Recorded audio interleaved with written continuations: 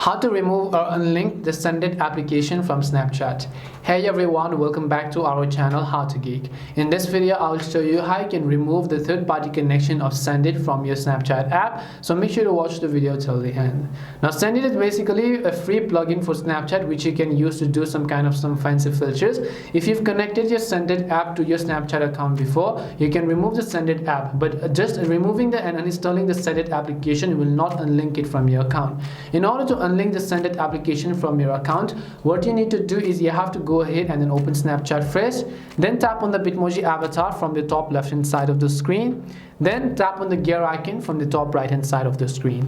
And after you come to this page, here you'll be able to see all this option, and right under two-factor authentication and above the notifications panel, you'll find the option called partner connections. Now partner connections are some of the partner apps of Snapchat that you have actually linked it with. So when you go to the partner connections tab, you'll be most likely be able to see the Sendit application.